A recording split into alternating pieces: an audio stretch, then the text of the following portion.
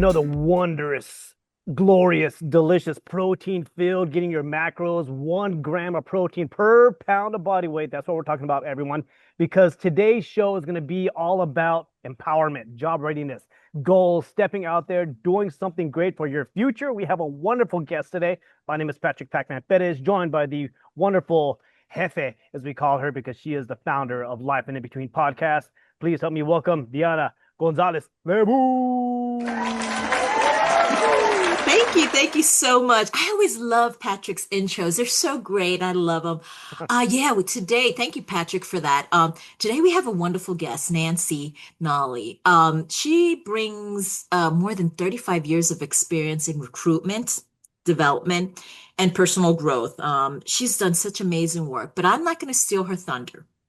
I want her to kind of just dive in and tell us all about all the great things that she's doing, her background, and then we're gonna really dig into some really thought-provoking questions. So without further ado, Nancy, it is such a pleasure to have you here. Thank you for coming. Thank you. Can you tell Thank us a little bit about you and our audience? Yeah, so it's so funny to read my bio because I'm like, oh my God, it sounds so, and then I break it apart and I'm like, well, I did do that, but it sounds so much bigger when I read it. But the one thing that is kind of interesting to me that I've thought through as I think about these things is, for me, it was never a straight line. I had no plan. I just kind of went with everything. Very, very early on in my career, I did a lot of temp work. And the thing of it is that's how I learned so much, because every time I was in a new environment, I would learn something new. So it served me well. And even into my human resources and recruiting piece of my career, because I was a contract recruiter. And so again, I went into these companies and I was so fortunate, it still blows my mind that I got to work with these incredible companies, these corporations. And again, you just learn. And, the older I've gotten, the more I've learned, to really, rely on my intuition and my experience, practical experience and my intuition. And I think that's what makes me really a strong person to help the people that I want to work with and am working with. So it wasn't a straight line. I love that. And I think that happens to a lot of people. I want to pull on that line real quick because I have a friend who just started, he was hired on as a contractor, and so many people out there are finding these contract jobs that they never get hired on, whether it's for fiscal reasons. But it sounds like you're saying that could actually be a good thing. Like it could be something that benefits them. And it worked for me. Again, just all the different reasons. Some of my best recruiting, I worked for Mary Kay Cosmetics, KPMG, Frito-Lay, I'm trying to think of the others that were born. And then I lived in California for a while, and I worked at the University of California in San Francisco and with Kaiser Permanente Foundation. I mean, that's nothing to sneeze at.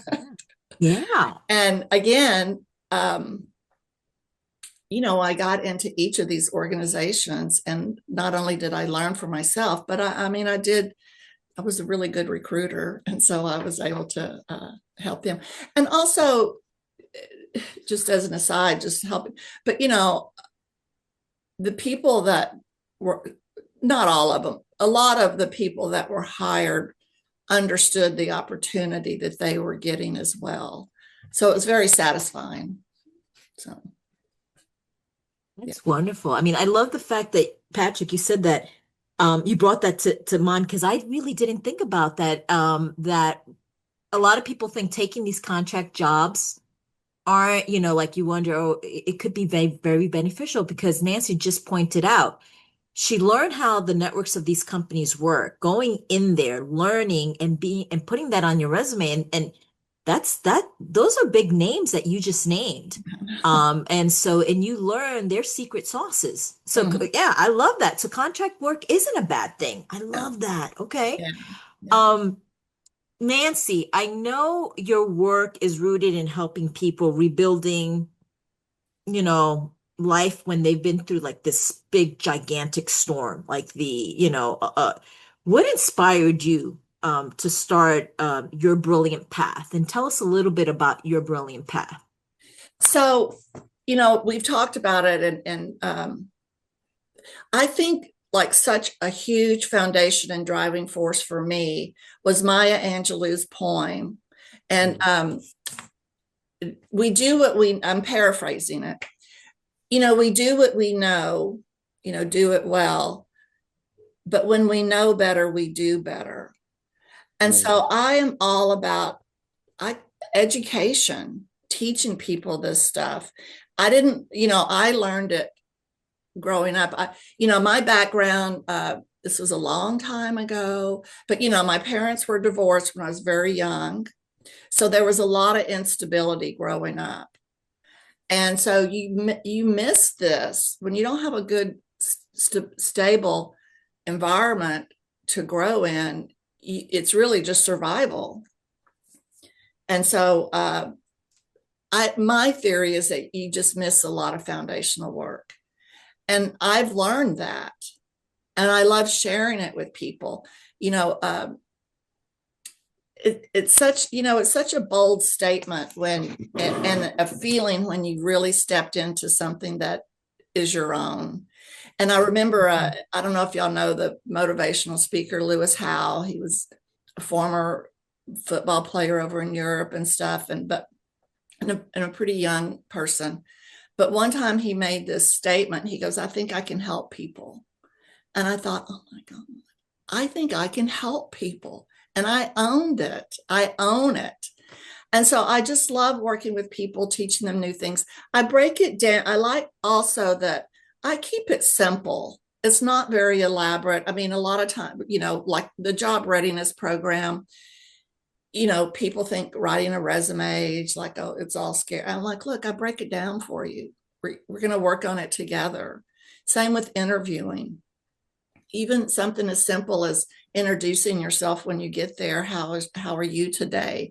There are little tips like breaks the ice, helps with the nervousness. Everybody's nervous.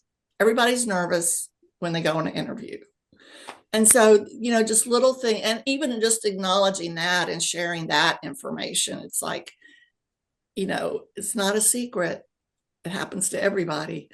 So that's really sort of like the driving force. And so, and not only partly because, or mostly because of my human resources background, I feel like I have a lot of insight. I have a lot of real life experiences. I can tell you things to do and don't do based on what I have seen and experienced with candidates and stuff. But also, you need a personal foundation.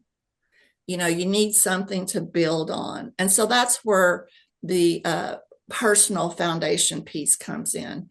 And I've selected 5 different areas that I feel like are really kind of core, that'll really help set the foundation. And there's a lot more after that, but that's where I usually start. So and let me ask this, because I always like to kind of get the backstory. So your mission is to help others, in the professional realm.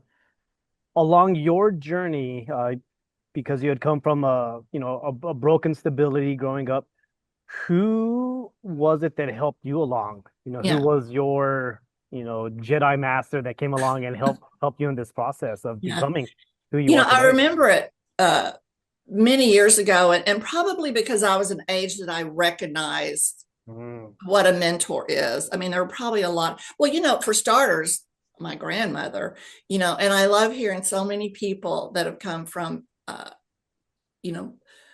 challenging environments that so often you'll hear them say, my grandmother helped me with this. So, and so my grandmother, and just because she was just a strong, constant force there.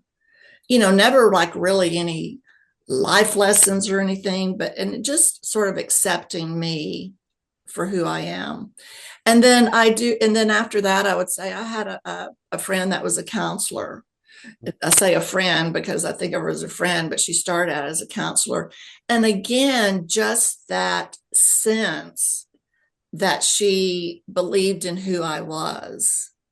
You know, I mean, I learned, you know, life lessons and coping mechanisms and stuff, but what was more important to me is this feeling of being seen, being heard, being valuable as a person. And so that those are some of the earlier ones. And um, you know, and these days, you know, I just sometimes I have flashes of people that have helped me, and I just think, oh my, and I'm so grateful. And it's like so important to recognize that. And it's such a great feeling to get into. I remember I was just thinking again, because I knew we would be talking about, you know, some of my career and the companies I worked for. And I was thinking back to like, how did I get there? And I remember, and I talk about this as some strategies. I was on the board of directors of the Women's Center of Dallas when I was just a baby. I can't believe I was so young. I had no idea what I was doing, but I was exposed to these women leaders in the city of Dallas and eventually the state of Texas. But they were in Leadership Texas. And so I remember one of my friends would say, well, Nancy, you know, you're not ready yet. You know, you're too young. And I always joke, it's like several years later, they were like, okay, you know, you can apply now. And I'm like, are you telling me I'm old now?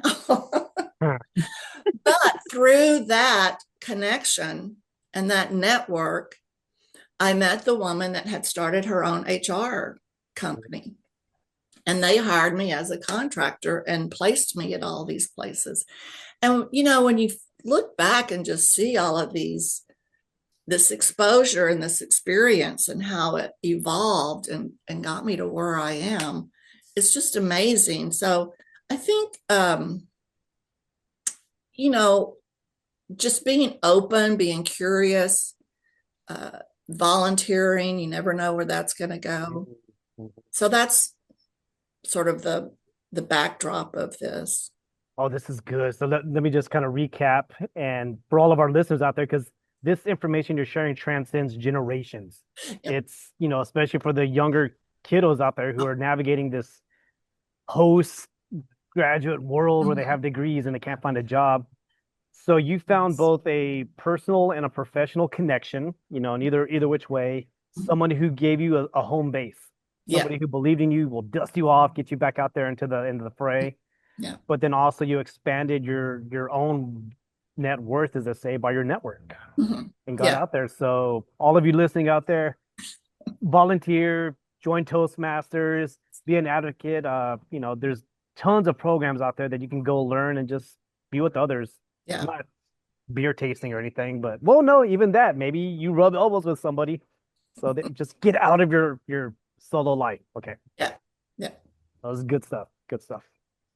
It is good stuff. Great advice. Yeah, I mean, it's all about networking, meeting people, and and then making those connections. And I think I think one key point I know from my personal experience, um, and I learned this, making true connections, not those superficial kind of thing, like, oh, you're VP in so and so place. I want to be your friend kind of thing. But really truthfully making those meaningful connections Yes. where they're true, and because I think that's where the magic happens. The magic happens. And that's what it sounds like what your journey has been, Nancy. I know my journey's been that way.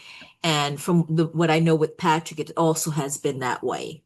Um, now I tell me about awe.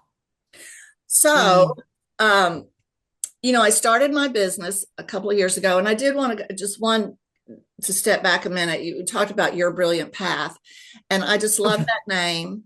I'm here to tell you it took me a year and a half to come up with it. I kept, I needed a business name. I mean, I made up a DBA, that was fine, but I really wanted it to have a meaning to it. And I would always be, y'all probably do this, but you're like, oh, that's a good name. Yeah, I like that name. A year and a half I went through that.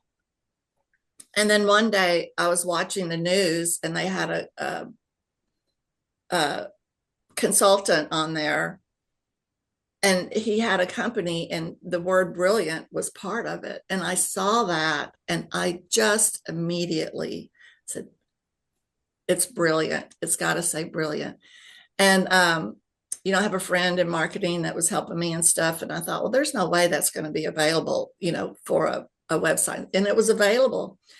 And I just love it because it speaks so deeply to me that whatever it is you're doing, I mean, that's your journey that you're on, and it's your brilliant path. And I think the more you sink into that and own it, whatever happens, it's gonna move you in the right direction. During a transition, it's hard to think a lot of times positively about where you're at, but the point is, you are where you are, and I mean, it's your path that you're on. So I just love it.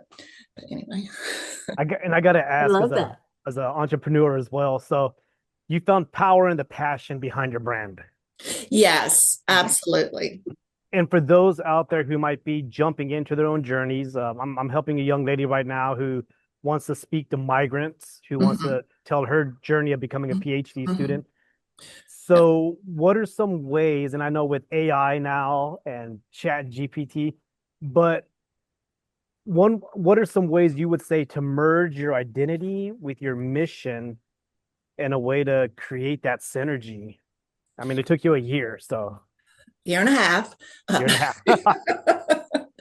Well, I'm just trying to think, the thing of it is, I guess the word that kind of comes to my mind is organic. I mean, it just kind of evolves, it just kind of gets like that, and I hadn't forgotten your question about awe, but one of the things that people, when I talk with people, one of the things they say frequently is how passionate I am about this. And I've been that way for a long time. I've always been that way. I always like to say my educational background is in social services.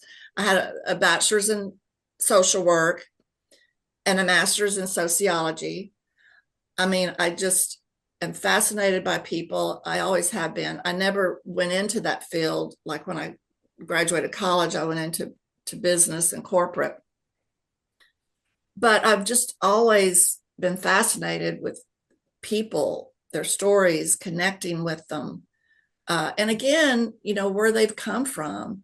And if you've come from challenging environments, that's something that I can identify with. And so,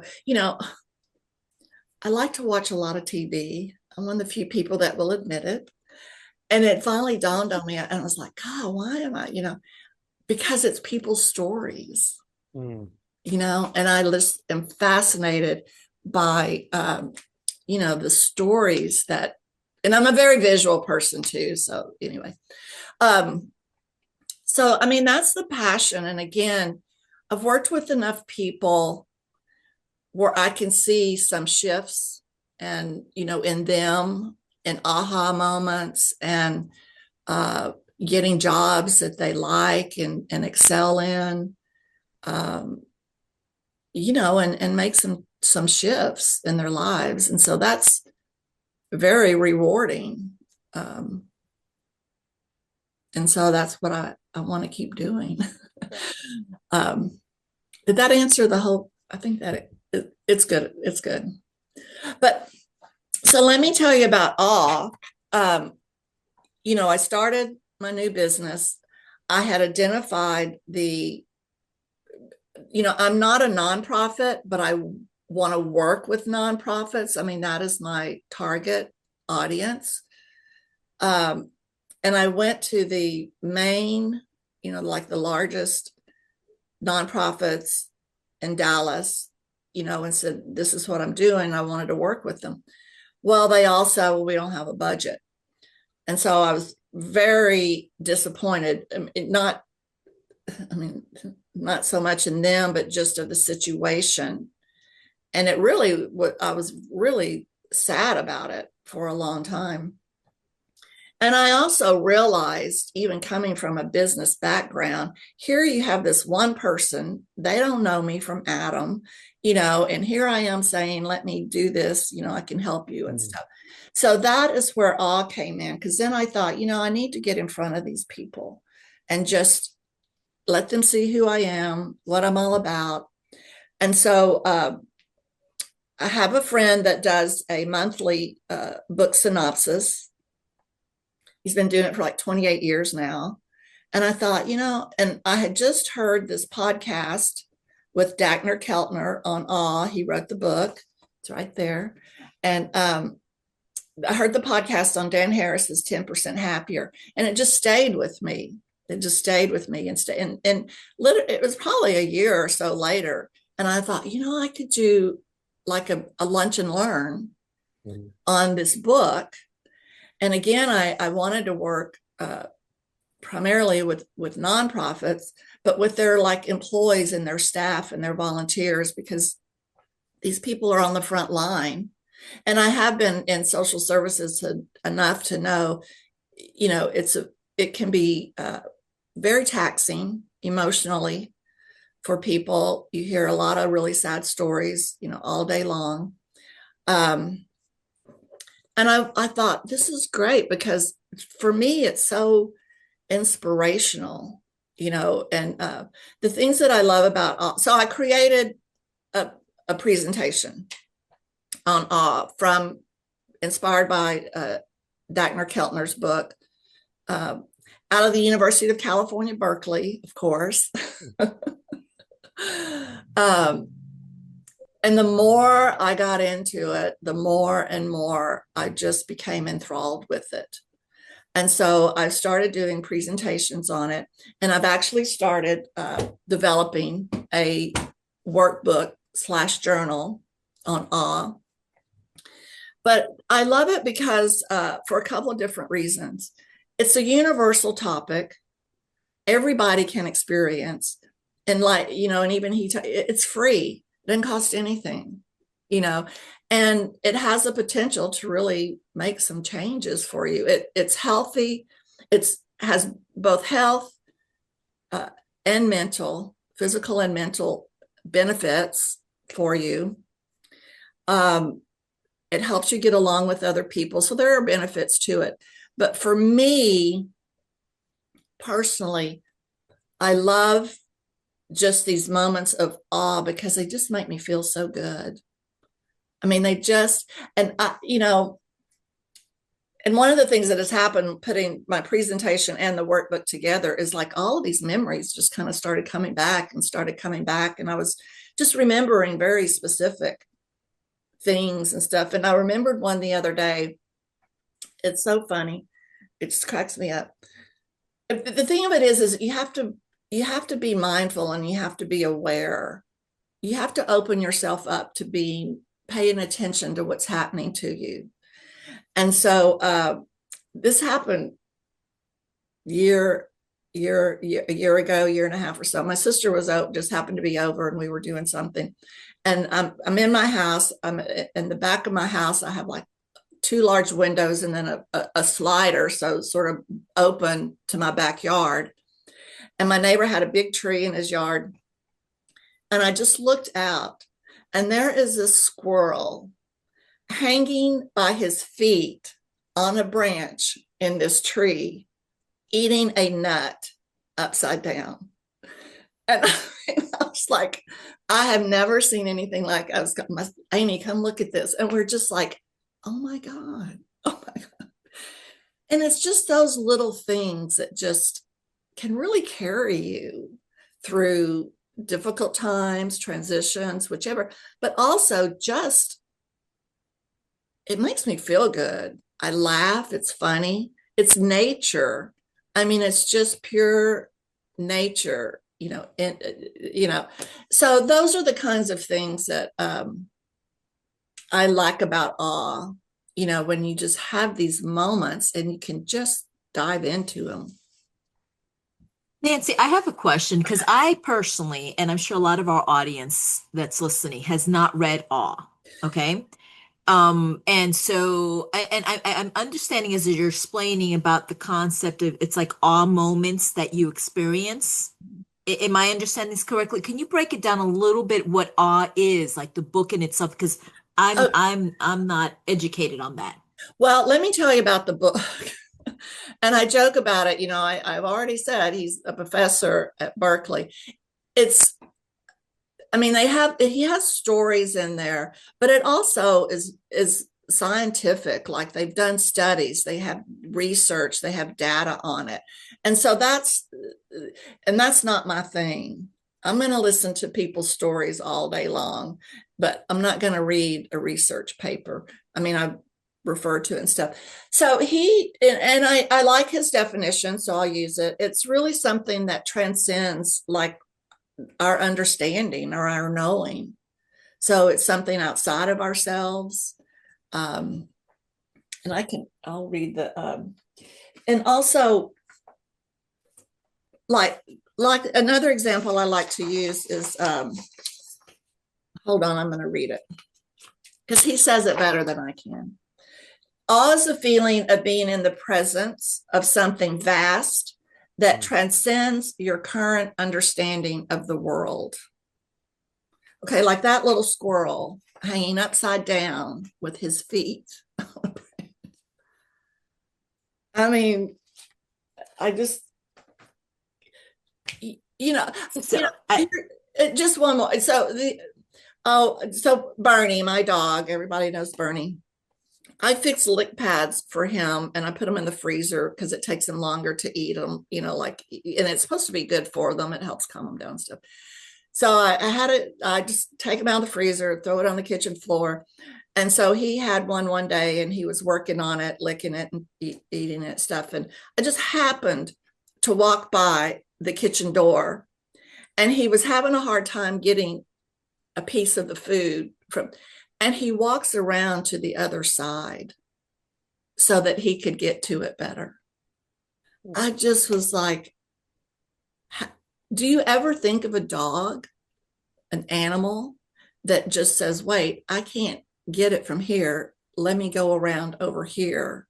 I have a better angle. I mean, that transcends my understanding of my dog, an animal, pets. And I'm still telling that story.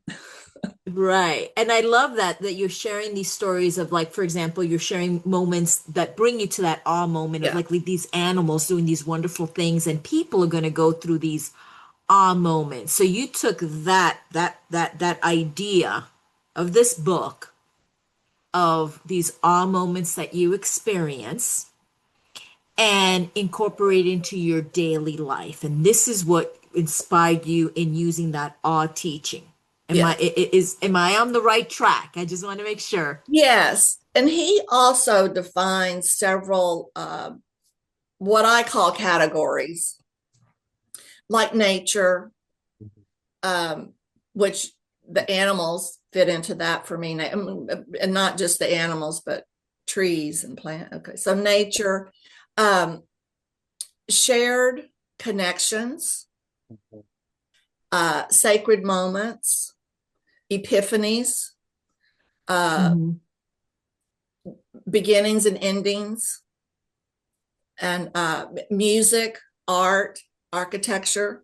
When I send you these pictures, I'm going to send you of this artist. I mean, it is awe inspiring. I mean, you just like talk about, you were talking about being creative and stuff. It's just like, wow, how did someone think of that? How did that, like you want to just get inside the, I don't know. I don't know how artists, I don't know how an animal knows how to do something a certain way and stuff. So again, the transcends our what we can think of can happen happens.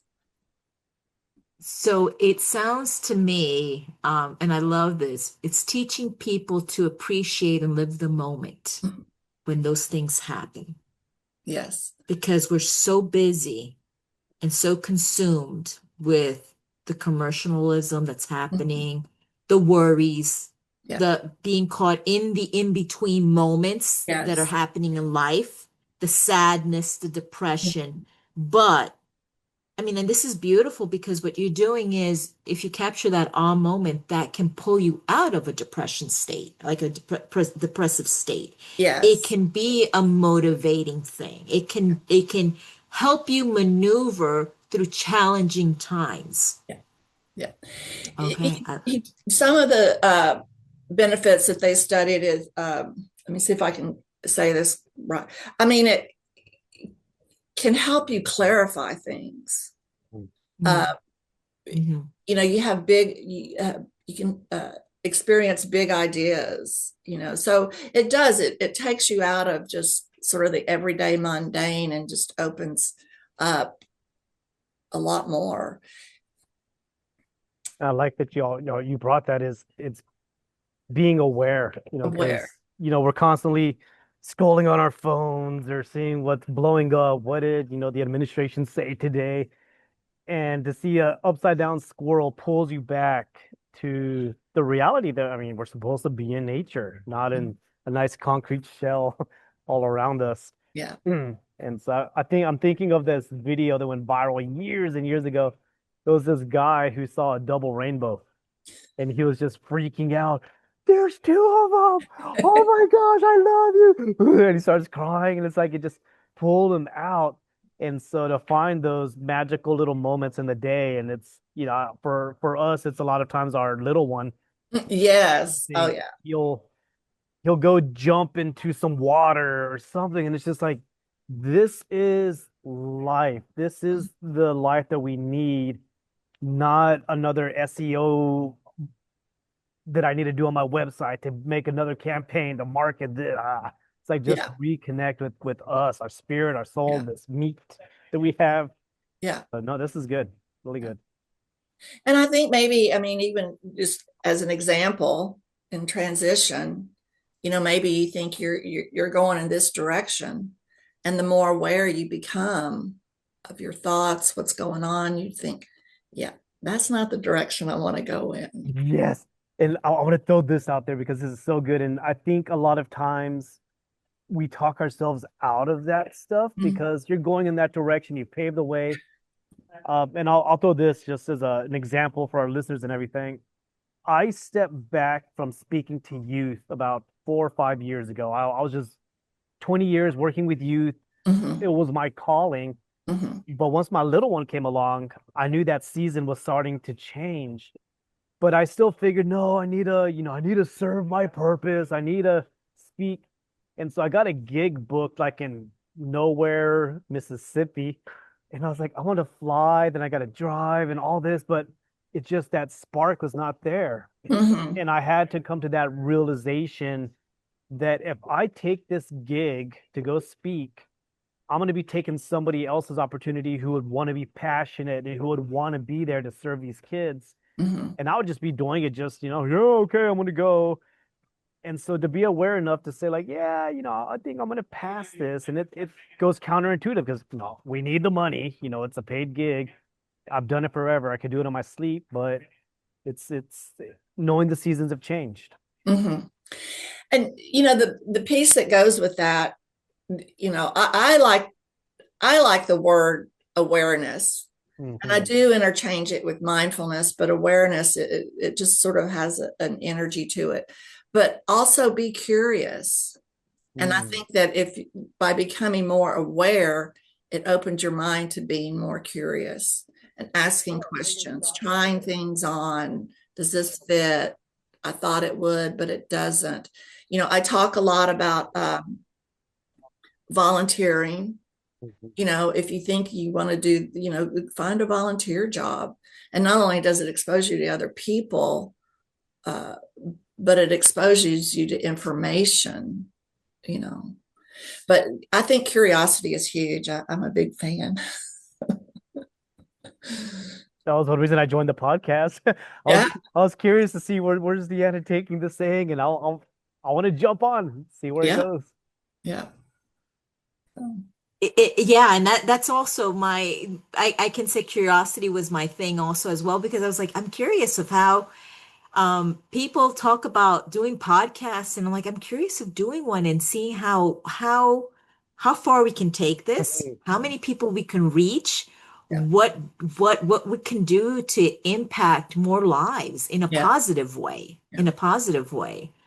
And I love the fact that one thing that it's a consistent thing, and I think that our listeners are hearing a constant thing that a lot of our guest speakers talk about, and we both, Patrick and I, advocate for this, is that volunteerism. That volunteerism is so important, because I think not only are we're giving to the community, Yes. but in a selfish way, I feel that we're getting more in return. I know I feel that way. Sometimes I feel like very selfish, because when I give, I feel really good.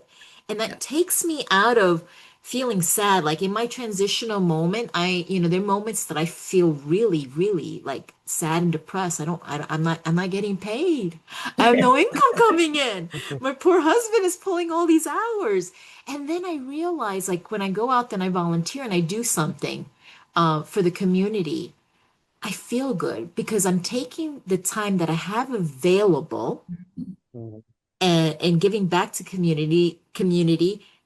And but I feel selfish because I feel good about it. So it's kind of like a I mean, that's the two sides of the coin. But I yeah. mean, absolutely, it is beneficial. It makes you feel good about yourself, and that is mental and physical, and the whole package. So, I like one of the things I love doing in the job readiness program. A little turn here, but fits in. I was just making a note earlier. I remember it's probably been over 40 years. I had a friend that was a career counselor, and she had a course, and so I took it. And it was the first time I really was introduced to the concept that, you know, you can find a job that you like doing. I mean, you can find a job that is suited to who you are. And I think part of that, again, my age, our parents didn't grow up with that, and then we were exposed to it, so it really was a whole shift. So I call it a mini Myers-Briggs. And actually, it was a book that my friend introduced me to, again, a long time ago. Do What You Are. And so he's taken the Myers-Briggs personalities, and then you do a little quiz and you come up with some direction. And I love working with people with that, because and sometimes I tell him, I say, you're gonna, because he also he I don't have his name right in front of me, but the authors divided up like office or education and artistic, so different categories and stuff. And I love telling him, I said, you're going to see something here. You're going to go, oh, I always thought about that. Or, yeah, I always wanted to do that, whether it's being a nurse or a teacher or, whatever. Uh, and so again, I so encourage people to be curious about, what they are doing, what they want to do, ask questions, get exposure to it and stuff, because you have a better idea. So, Like that. Speaking of job readiness, I know you've coached hundreds of people. I mean, you have coached, through the job readiness, mhm. from from assessments and to like interviewing and everything. What I would like to know is, like, what's been the biggest mindset shift people they need to put themselves, that mindset shift that they need to go through before launching a job search? Yeah. Well, a lot of my experience was at a domestic violence shelter. So it was a little challenging in that a lot of times people have not worked before, they've raised their children, but also they are dealing with some trauma and, just very unstable environment. So it's a little hard to kind of get your head wrapped around, okay, now I have to go look for a job. But I think the main thing is that I always talk about hope. Like, well, what do you want to do? What do you want to do? What kind of job do you want to do? And just as an example, and I use this, like, oh, well, I want to be a nurse, and they may not have finished high school. They're working on their GED. I'm like, okay, well, you're going to have in between jobs. So this is what you're going to work towards. How do you get there? What do you need? And how are you going to get there? And so it may involve, coursework online, and may involve, if you have children, going to night class, so there's going to be, but the thing of it is that it's the hope, it's the promise of doing something that satisfies you, that makes you feel like you are contributing. And that's what I love about it. And not all of them get there, not everybody gets there, but you have to take where you're at and learn from it and keep going. And sometimes even, and again, you may not be in a situation where you can do any of these things, but then find a piece of it that speaks to you. What about this job that you have can translate into, what you want to do. And so you kind of go from there too. I like that you kind of brought up that it's not always finding the treasure at the end of the rainbow, because there's, especially in this climate now, we have friends that have applied to 200 plus jobs, nothing comes back. A lot of these jobs no longer exist. AI is done away. And I think this kind of jumps back to what we all talked about in the very beginning, is that if you have a community that's still going to support your mental well-being and just chit the chat, hang out just to have a release. So you're not just looking all day for a job and you're burned out and then you just go lock yourself away in Netflix for 5 hours. Yeah. And so I think the holistic part is vital. Yeah. And I taught, again, my friend that was a career counselor, again, 40 years ago plus, introduced me to information interviewing. And I encourage people to do that a lot. You want to do, you want to work in this industry, go talk to somebody. And I explain, if you approach people, like I would just like an information interview, I just want to learn about this. If you said I'm looking for a job, they're going to say, we don't have any. But if you say, I understand you've been in this industry, compliment them. So, I heard you're the expert, or I heard my friend recommended I talk to you. You have a lot of knowledge, something like that. And talk to them, ask them the questions about it. And again, that's the being curious part and asking questions. And does this live up to what I think it is? Or say, that's not what I thought it was. And then you've also networked, you've made a connection. You always end by, hey, well, if you hear of anything, let me know. You should bring them onto the podcast. Huh? Start bringing them onto the podcast? Like, hey, yes. Are you looking for this? Oh, you need a speaker for this? Okay, let's talk. So get them, Deanna, get them. Yeah. Yes, that's what we're gonna do. So that's one. And there was another one. It's gone now, but anyway. Because you were talking about, and this is a great way of like making that connection. You use basically, I wanna learn a little bit about more what you do, not asking for the job. I love that. That's a great way of kind of introducing and building that rapport, that relationship, starting in that really good foundation. But I did want to ask, once that is established, or like let's say you're looking for a job actively, can you tell me what are like the common mistakes that people make in writing a resume or even in the interview process? Like what is it that they do that you've seen that let's avoid that. Like if, don't do that, Well, I'll say from resumes, because it's a pet peeve of mine, I do a very clean, old fashioned, simple resume. And I tell people, I said, look, as a recruiter, you see hundreds of resumes. I know this is the job that I've been tasked to fill, XYZ coordinator, or whatever. And this is what's required. And if I'm looking at a resume and I can't find that information, then it goes to the side. So, you want to write your resume in a way that is easy to find pertinent information. There's a lot of tricks, strategies, tricks. And, if somebody says, well, I don't know what that job is, I said, go Google XYZ job. And they're going to, what is a job description for a salesperson in a energy industry? And it's going to give you a job description. So just use some of that to help you, format and write your resume.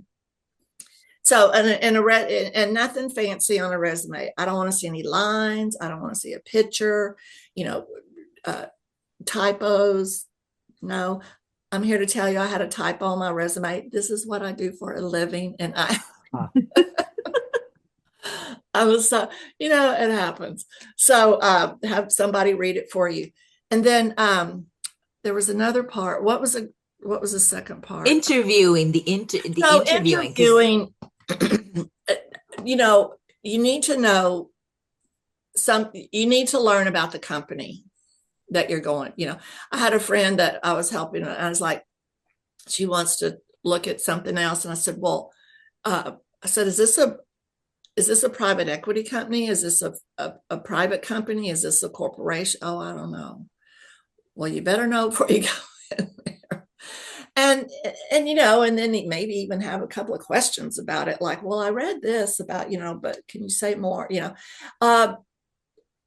So that's the education piece of it. I think, I think just knowing that everybody gets nervous for an interview, and I don't make all this up, and I learn it from other people that have been doing this, on the internet. I found people that I like what they have to say. And so I incorporate a lot of that, just some simple, polite icebreakers kind of stuff. How's your day going? I'm very excited to be here.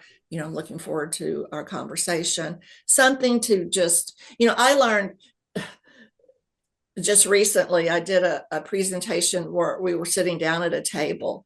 And I remember when we finished, I thought to myself, and I knew these people, it was a small group. And I thought, oh my God, I'm as nervous now as I was when I started. Now, when I do presentations and I'm standing up, I feel like the nervousness dissipates some. So you can't stand up during an interview, but my point is find, these icebreakers, these introductions can help you dissipate some of the nervousness, have questions prepared. Another thing I learned, I love this, because I hate it when they said, do you have any questions? And I'm like, I'm not about to ask a question because I'm afraid it's going to be stupid. And so I learned it's like, you have something prepared, because that is still part of the interview. You're not done, prior to that. And so those, just a few, strategies. So have things prepared, like questions. If I got this job, what will I be doing on my first day? What are your priorities for, someone starting this? So, I mean, that's a very, you could ask anybody that question. It doesn't have to be specific. So just have something prepared. So. Love that. I mean, oh my gosh, I can't believe the time has flown by so quickly. Like literally, like we could be talking about this for hours. Now, out of respect, out of your time and everything, and I know our listeners, I just want to do one last key takeaway before we close this out. If someone's listening, right now and they want to kind of contact you, um, what would be a great way that they can reach you? And just one last words of encouragement for a person that's feeling lost right now. Oh gosh, I just had something I was going to say. Let me tell you. So I'm at Nancy at yourbrilliantpath.com. And then, oh, I know one thing that I just was fascinated by this. Okay, so Nancy at yourbrilliantpath.com. But one of the things that I heard not very long ago about being in transition was take care of your health. Mm-hmm. And I thought that is so good because that is something you have control over. And I talk about it in the personal foundation course, daily habits. Do your habits need beefing up? Do they need, do you need some new habits to address this transition time? Do you need to get rid of some other habits? But take care of your health. This is a 10-minute walk, having coffee with a friend, So I just love that because it's like, yeah, that doesn't cost anything. And I'm in charge of that. So I have no excuse. So love that, and that's such a great way to end this this conversation. And thank you so much, Nancy. We would love to have you back again. Yeah. And for our listeners that have heard, please reach out to Nancy and all that, and contact us if you want for us to connect you. Again, like always, Patrick, I am going to pass the mic to you to let our listeners know where they can subscribe and listen Thanks to us. again, Nancy. Good stuff. Really good information. So thank y'all so those of you much. listening, take it and don't just take it, but do something with it. Go join a group, volunteer, surround yourself with people who you can learn from. And as always, we are here for you. We live to serve with our podcast here, Life and In Between Podcast. Find us wherever you get your podcasts on Spotify, Apple, iTunes, YouTube. We're everywhere. Lifeandinbetweenpodcast.com or email us you can always email us at lifeandinbetweenpodcast@gmail.com. And looking forward to seeing what else we bring your way because we learn just as much as y'all with all of these. So we love y'all. Peace and grease. Thank you so much. Peace. Thank you. Love it.